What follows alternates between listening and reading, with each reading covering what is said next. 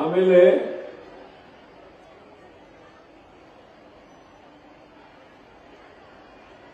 $1,22,00,000 ಮಹಿಳೆಯರಿಗೆ, ಮನೆ ಯಜಮಾನಿಗೆ ತಿಂಗಳಿಗೆ $2,000, ವರ್ಷಕ್ಕೆ $24,000. ಯಾಕೆಂತಂದ್ರೆ ಬಾಬಾ ಸಾಹೇಬ್ ಅಂಬೇಡ್ಕರ್ ಅವರು ಹೇಳಿದ್ರು, ನಮ್ಮ ಸಮಾಜ ಅಸಮಾನತೆಯಿಂದ ಕೂಡಿರ್ತಕ್ಕಂಥ ಸಮಾಜ.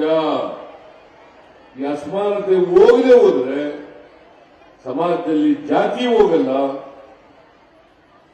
ಅಸಮಾನತೆ ಹೋಗಲ್ಲ, ಸಮಾನತೆ ಬರಲಿಕ್ಕೆ ಸಾಧ್ಯನೇ ಇಲ್ಲ ಅಂತ ಬಾಬಾ ಸಾಹೇಬ್ ಅಂಬೇಡ್ಕರ್ ಅವರು. ಈ ದೇಶಕ್ಕೆ ಸ್ವಾತಂತ್ರ್ಯ ಬಂದದ್ದು ಸಾರ್ಥಕ ಆಗ್ಬೇಕಾದ್ರೆ ವಿಶೇಷವಾಗಿ ಎಲ್ಲರಿಗೂ ಆರ್ಥಿಕ ಸಾಮಾಜಿಕ ಶಕ್ತಿ ಬರಬೇಕು. ಪ್ರತಿಯೊಬ್ಬರಿಗೂ ಕೂಡ ಕೊಂಡ್ಕೊಳ್ತಕ್ಕಂಥ ಶಕ್ತಿ ಬರಬೇಕು, ಶಕ್ತಿ ಹೆಚ್ಚಾಗಬೇಕು. ಆಗ ಮಾತ್ರ ಸಮಾನತೆಯನ್ನು ತರಲಿಕ್ಕೆ ಸಾಧ್ಯ ಆಗ್ತದೆ. ಅದರಲ್ಲಿ ವಿಶೇಷವಾಗಿ ಹಿಂದುಳಿದಿರತಕ್ಕಂಥ ಲೋಕೆ ಹೇಳ್ತಾ ಇತ್ತು, ಬರೀ ಹಿಂದುಳಿದವರು ಅಷ್ಟೇ ಅಲ್ಲ, ಹಿಂದುಳಿದ ವರ್ಗಕ್ಕೆ ಸೇರಿದಂತೆ ಮಹಿಳೆಯರೂ ಕೂಡ ಹಿಂದುಳಿದ ವರ್ಗಕ್ಕೆ ಸೇರಿದವರು ಅಂತಕ್ಕಂಥ ಮಾತುಗಳನ್ನು ಹೇಳ್ತಾರೆ. ಈ ಹಣೆಪಟ್ಟಿ ಇದೆಯಲ್ಲ, ನೀವಿಲ್ಲ ಹಿಂದುಳಿದವರು ದುರ್ಬಲರು ಅಂತಕ್ಕಂಥದ್ದು ಹೋಗ್ಬೇಕಾದ್ರೆ ನೀವು ಸ್ವತಂತ್ರರಾಗಿ, ವಿದ್ಯಾವಂತರಾಗಿ, ಸ್ವಾಭಿಮಾನಿಗಳಾಗಿ ಬದುಕಿದಾಗ ಮಾತ್ರ ನಿಮಗೆ ಈ ಹಣೆಪಟ್ಟಿ ಹೋಗಲಿಕ್ಕೆ ಸಾಧ್ಯ ಆಗ್ತದೆ. ಗೊತ್ತಾಯ್ತಲ್ಲ? ನೀವೆಲ್ಲ PUC ಓದೋರು,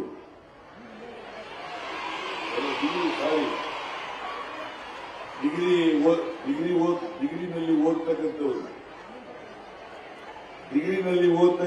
BA, BSc, BCom ಮಾಡ್ತಕ್ಕಂಥವ್ರು, ನಿಮಗೆಲ್ಲ ಸಮಾಜ ಅರ್ಥ ಆಗ್ಬೇಕು.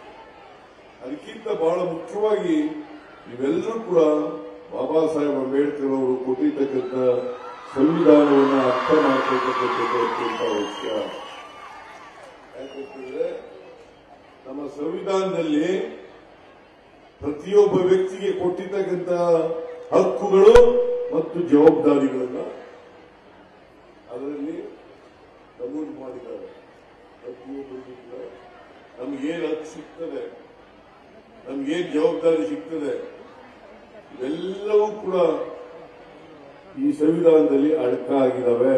ಅದಕ್ಕೋಸ್ಕರ ನಮ್ಮ ಸರ್ಕಾರ ಬಂದ ಮೇಲೆ ನಾವೆಲ್ಲ ಕಾಲೇಜುಗಳಲ್ಲಿ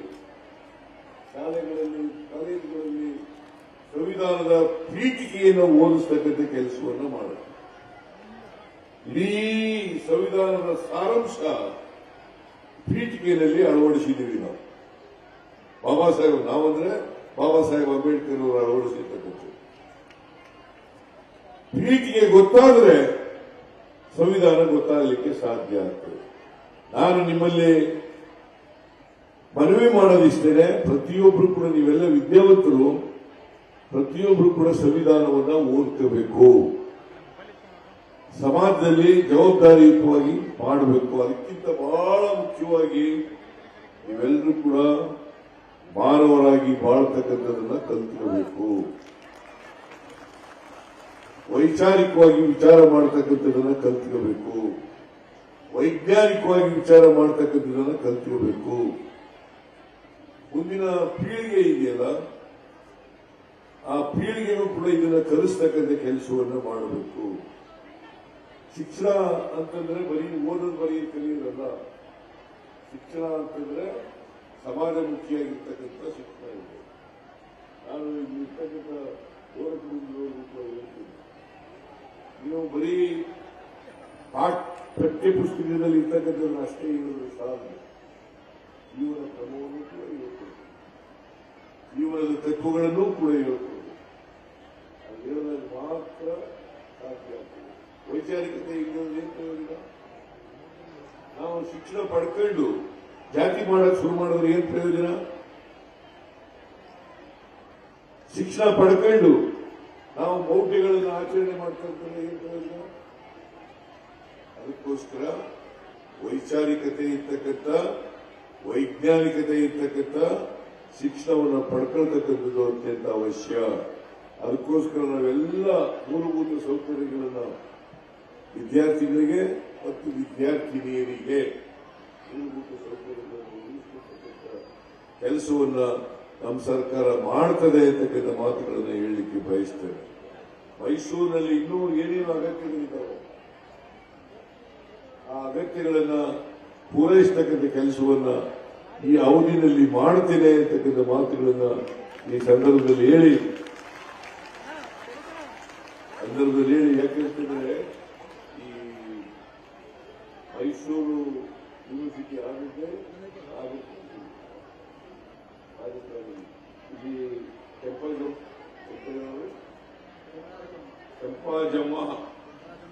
ಚಂಪಾಜಮ್ಮಣ್ಣಿ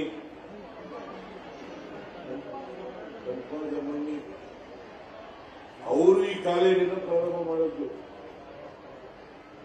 ನೀವು ತಿಳ್ಕೊಂಡಿದ್ದೀರಿ ಅಂತ ಅನ್ಕೊಂಡಿದ್ದೀನಿ ನಾನು. ಚಂಪಾಜಮ್ಮಣ್ಣಿ ಮೈಸೂರಿನ ಮಹಾರಾಣಿಯಾಗಿದ್ರು 1917ನೇ ಇಸ್ವಿ.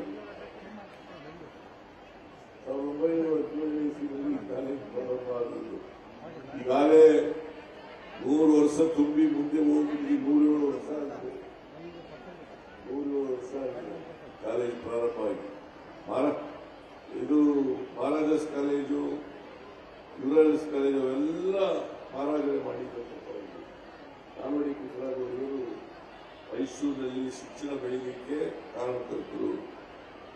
ಕೆಂಪಾಜಮ್ಮಣ್ಣಿ ಅವರು ಕೂಡ ಕಾರಣಕರ್ತರು ಅಂತಕ್ಕಂಥದ್ದನ್ನು ಇವತ್ತು ಸ್ಮರಿಸಗತ್ತ ಮೈಸೂರು ನಗರಕ್ಕೆ ಅಭಿವೃದ್ಧಿಪಡಿಸತಕ್ಕಂಥದ್ದು ನನ್ನ ಕರ್ತವ್ಯ.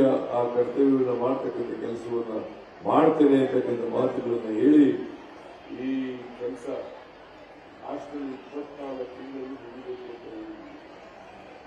24 ತಿಂಗಳಲ್ಲಿ ಮುಗಿಬೇಕು ಅಂತ ಹೇಳಿದ್ದೀವಿ. ಕಾಲೇಜಲ್ಲೂ ಕೂಡ ಆದಷ್ಟು ಜಾಗೃತಿ ಕಟ್ಟಬೇಕು ಅಂತಕ್ಕಂಥದ್ದನ್ನು ಕೂಡ ಮಾಡಿದ್ದೀವಿ. ಅದರಿಂದ ಅವಧಿನಲ್ಲೇ ಪೂರ್ಣಗೊಳಿಸತಕ್ಕಂಥ ಕೆಲಸವನ್ನು ಮಾಡ್ತೀವಿ. ನೀವು ಇದು ಮೀನುವೆ